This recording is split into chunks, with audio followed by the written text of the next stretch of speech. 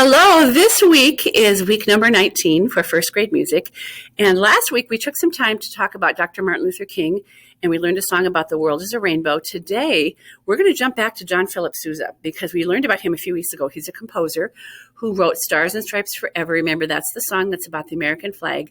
And this week has been a very, very special week because remember, we learned that John Philip Sousa's job was to be the band director at the White House. And this week, because we had a brand new president yesterday, or whatever day you're going to watch this last week, we had a brand new president that was sworn in to be the next president of the United States for the next 4 years. They had a great big party and a great big celebration in front of the White House. And guess what? The Marine Corps Marching Band, who John Philip Sousa was in charge of a long time ago, they had a very, very special part in this big party that they had for the new president. Remember, I told you that the Marine Corps Band, their job is to entertain special people when they come to the White House, and also when they come from different countries, but also when there's a brand new president being sworn in, they have a very special job also. So I'm going to show you a little tiny movie about John Philip Sousa, then I'm going to show you what their job was yesterday at the White House. They had their big fancy uniforms on, and they played music while the guests were coming. And there was a special time when they played special songs for the brand new president. So remember, this is about John Philip Sousa first.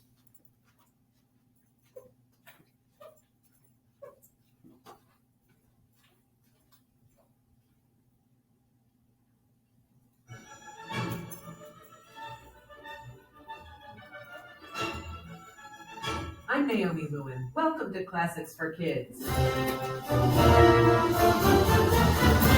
John Philip Sousa, the most American of composers, was born in Washington, D.C. in 1854. Sousa was the son of immigrants, people born in another country who moved here. His mother came from Germany, and his father's family was from Portugal, where Sousa is a very common name.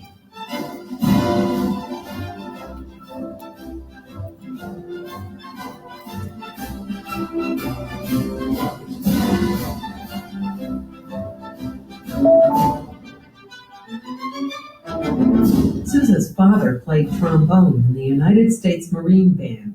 Even before he started school, John Philip Sousa took music lessons. He learned to play all kinds of instruments, including violin, flute, piano, cornet, and trombone. After some neighbors complained, Sousa got extra help on the trombone from his dad. By the time Sousa was 13, he was good enough that the leader of a circus band tried to talk him into running off with them. But when his father found out about the plan, he stuck Sousa in the Marine Band instead.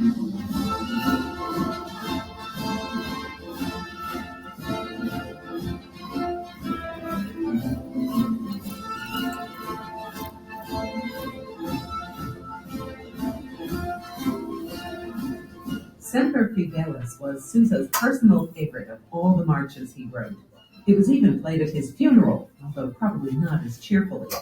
Semper Fidelis is the Marine Corps motto. It's Latin for always faithful. Sousa was pretty faithful to the Marine Band. He played in it for 7 years. After that, Sousa played violin in theater orchestras, which is how he met his wife. She was a singer in a production of a Gilbert and Sullivan operetta. He was in the orchestra. Sousa wrote operettas too, 15 of them.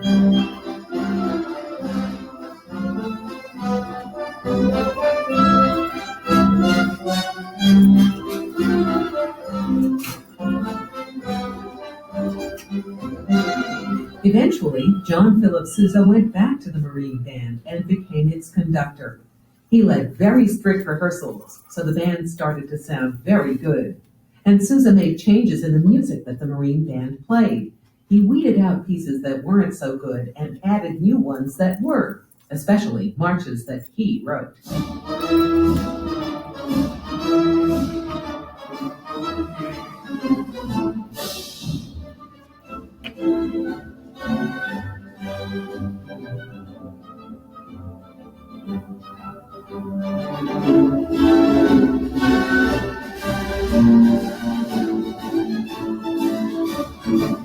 The Washington Post newspaper asked John Philip Sousa to compose a piece to promote an essay contest for its readers. So he did, and he named the march Washington Post.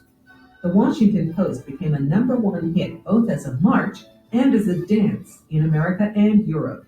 At that point, a British writer said that if Johann Strauss Jr. was the waltz king, then John Philip Sousa was the march king.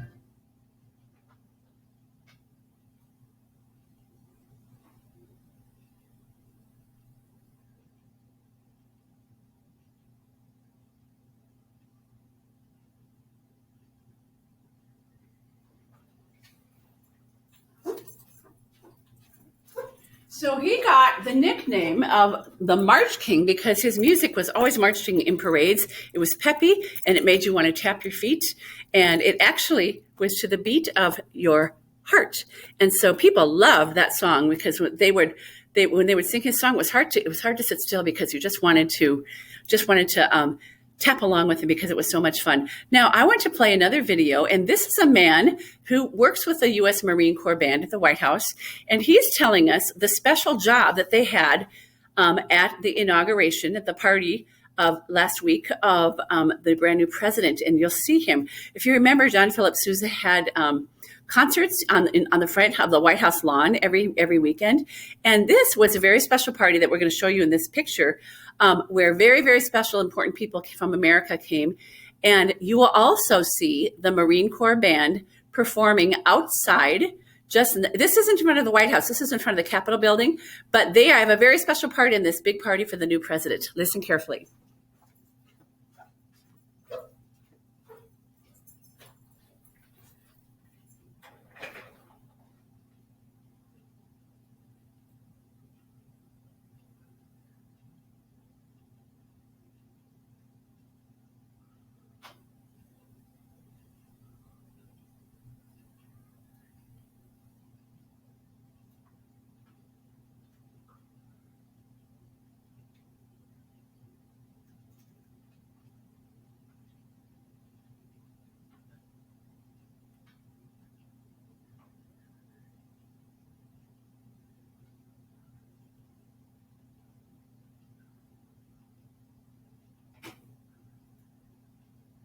On January 20th, the President's own United States Marine Band will participate in the 58th inauguration of the President of the United States.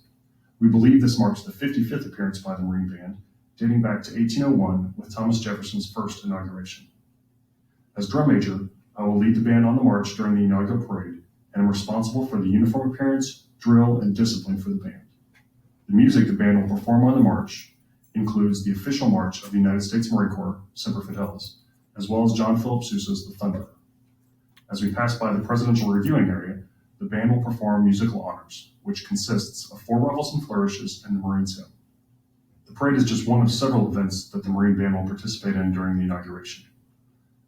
We will perform for the swearing-in ceremony, where we will play Hail to the Chief to President Obama for the final time, and to President Trump for the first time. Additionally, we will support the inaugural balls that evening.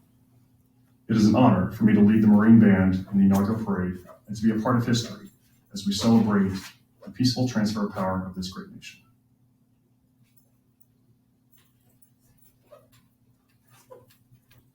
That was the band director talking about 4 years ago when President Obama was finishing up his job as president and President Trump was starting.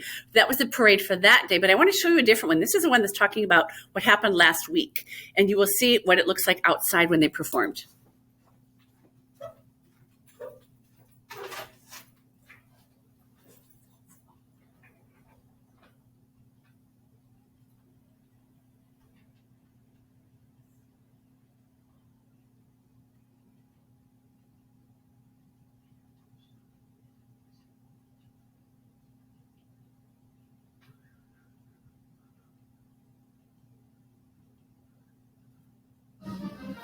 Anyone who has witnessed a U.S. presidential inauguration should be very familiar with the sound of the United States Marine Band. Also known as the President's Own, the band is the only military unit with the mission of providing music for the Commander-in-Chief. As such, the Marine Band has played an important role in presidential inaugurations for more than 2 centuries, regularly participating in the main components of inauguration, the swearing-in ceremony, the inaugural parade, and the traditional inaugural balls. The band will continue its historic support for the 59th inauguration in 2021, even though it will be a significantly modified set of ceremonies and events due to the present health challenge we face together as a nation. This narrative of history unfolds before the nation's eyes. The band will be there once again to help bring the story to life, much like the musical score does for a film. Before the swearing-in ceremony takes place at noon at the Capitol, the Marine Band will entertain viewers. The band is down here. You'll see the band down here. Building anticipation for the ceremony to come. The music will continue as distinguished guests, such as former presidents, former vice presidents, and family members make their way to be seated for the official oath of office taken by the Vice President and the President of the United States. Our national anthem will be present front and center, as are other beloved and iconic patriotic songs. Immediately following the oath of office, the Marine Band will perform Hail to the Chief for the new president for the very first time, musically ushering him in as the next leader of the United States. At the conclusion of the president's inaugural address and the benediction, the band traditionally brings this occasion to a festive close with our national march, John Philip Sousa's The Stars and Stripes Forever. It is a very fitting musical exclamation point on this special ceremony and an appropriately patriotic introduction to the next chapter of the American presidency.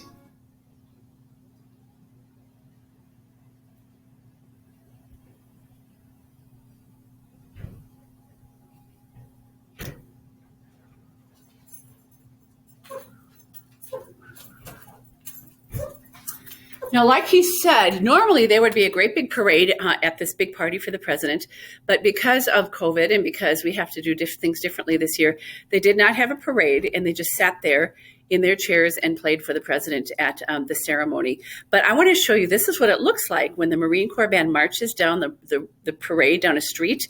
Very fancy. They have matching uniforms. It's very, very cool. It's very fun. If your mom or dad maybe has ever been in a marching band, super, super fun. And maybe when you're older and you join band, you can be marching in a big fancy band too. I know the Rosemont High School Band marches all over the country, and they were in the Rosemont Parade, or they were in the Macy's Thanksgiving Day Parade a couple years ago. They've been in the Rose Bowl Parade. So when you're in high school, even when you're just still a teenager, you get to do fun things like this. I want you to see it. It's very hard because they have to move and make sure they're in a straight line while they're playing their instrument, while they make sure they don't run into the person in front of them. All kinds of things to think about, and they're very good. So watch this.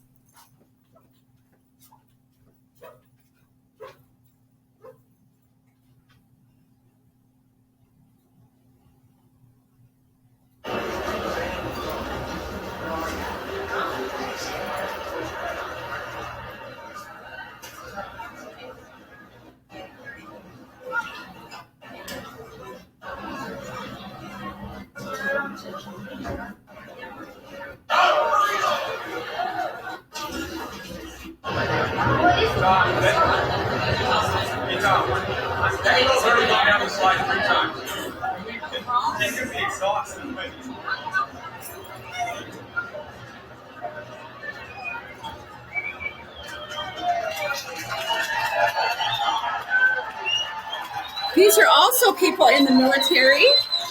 And look at the flag. They have the flag, American flag, and people stand up for the American flag when it goes by. Here comes the band.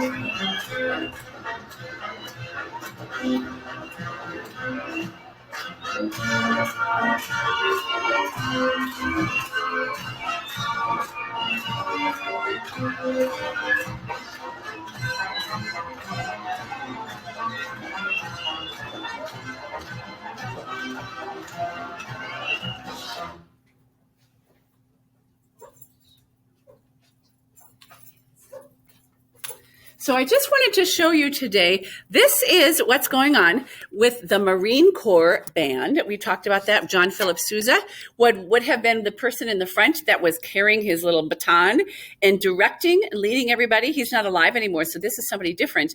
But they still have a band today.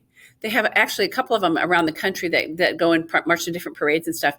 But no homework this week. I just wanted you to see this is what was going on in Washington last week, because it was such a big day in Washington with the brand new president and some of the special people in this party, in this great big party, was the Marine Corps Marching Band, just like John Phillips' Marine Corps Marching Band at the White House. So I'll talk to you next week. No homework. Bye.